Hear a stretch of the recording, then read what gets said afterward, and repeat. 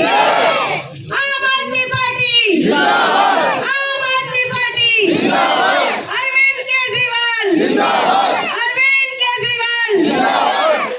देखिए, यहाँ पर जो भी बुजुर्ग लोग हैं उन सभी के चरणों में मेरा हाथ जोड़कर प्रणाम। कुछ सालों से यहाँ पर किस तरीके से काम चल रहे हैं, लगभग 15 साल से तो मैं देखती चली आ रही हूँ कि ये शहर जैसा था लगभग वैसा का वैसा ही है। इस शहर में विकास के नाम पर कुछ भी नहीं हुआ है। आप लोग जानते हो, देखिए ये शहर बदलाव चाहता है।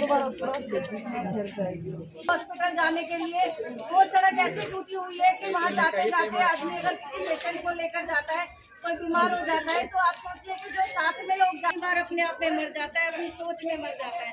तो यहाँ पर ना बहन बेटियां सुरक्षित है, ना यहाँ पर आप नगर परिषद में नौजवान साथियों, मेरा साथी साहित्यानंद सोनी जी, रविंदर मटोगी और जो गुड़गांव से आए हैं इतनी 150 किलोमीटर दूर से, जो प्यार इन्होंने दिखाया, मैं उनका भी धन्यवाद करता हूँ।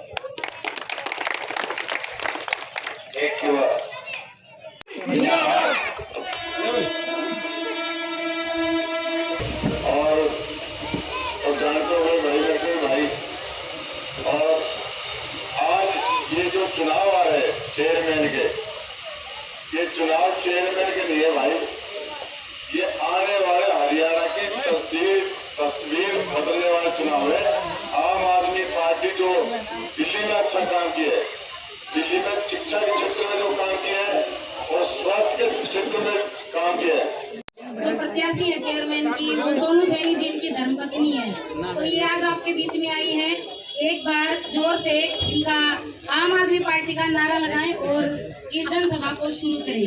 आम आदमी पार्टी, आम आदमी पार्टी, सोनू सैनी, सोनू सैनी।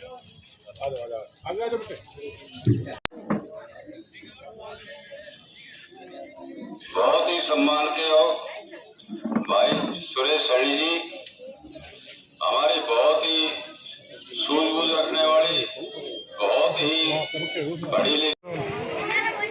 कल बीजेपी के प्रचार अभियान के दौरान मंत्री जी का एक बयान आया था कि जिन्होंने भ्रष्टाचार फैलाया उनको अब हम नहीं बख्शेंगे, भिवानी की तर्ज पर वैसा ही काम करेंगे, क्या कहेंगे? एक बार बताओ, मैं दयानंद सोनी, मैं बार बार ग्रीवन सिंह कमेटी में, मैं मुख्यमंत्री को, मैं ओम प्रकाश एडीओ साहब को बार बार अपील की, मैं यहाँ की जनता को पता है कि हमने बार बार भ्रष्टाचार के खिलाफ आवाज़ उठाई, तब जांच क्यों नहीं करवाई? और उस टाइम तो जांच करवाई नहीं है, और अब कहते हैं हम जांच करवाएंगे।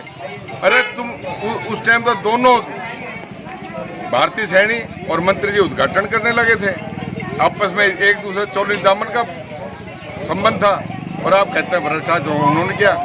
250 करोड़ का भ्रष्टाचार में दोनों शामिल हैं, खाली भारतीय सैनी नहीं है, मंत्री जी खुद शामिल हैं।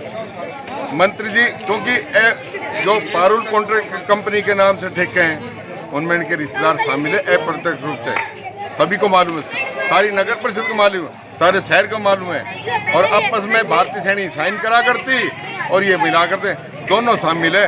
बदलाव तो तब होगा जब ये सोनू सैनी यहाँ से जीतेगी आम आदमी पार्टी।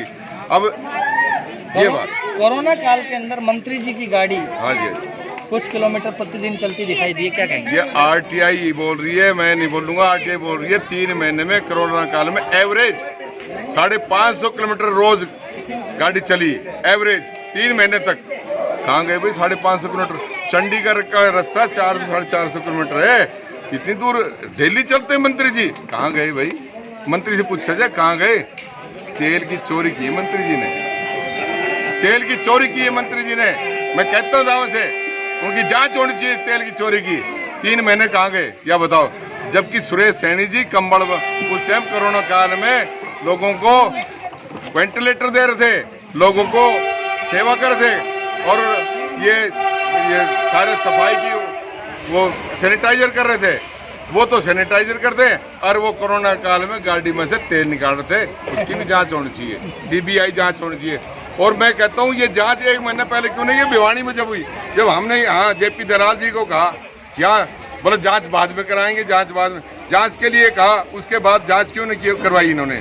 जांच के लिए पूरा भारतीय जनता पार्टी के वहाँ लोग थे, वहाँ वो उम्मीदवार जो आज बनते हैं वो भी थे, वहाँ जांच क्यों नहीं करवाई?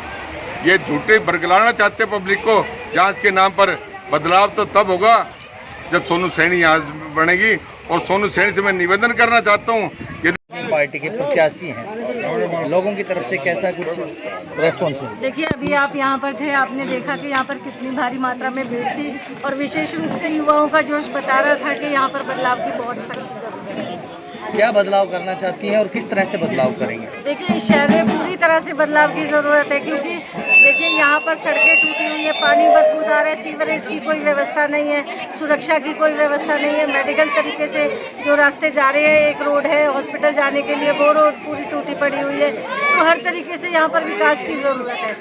अभी आपने कहा थोड़ी देर पहले कि 377 करोड़ रुपए का बजट आया था और शहर चमन बन सकता था, क्या कहेंगे?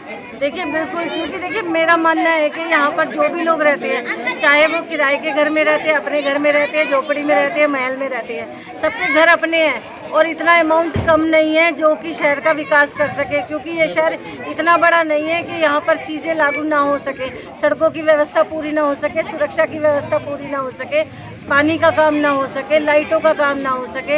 ये सब काम ऐसे हैं जो कि करने की बहुत सख्त ज़रूरत है और सब इतने सालों से ऐसे के ऐसे ही पड़े हुए हैं। 377 करोड़ रुपए का बजट आया, उसमें तो शहर चमन सा बन सकता था, लेकिन क्या कहेंगे कि भ्रष्टाचार की भेंट चढ़ गया?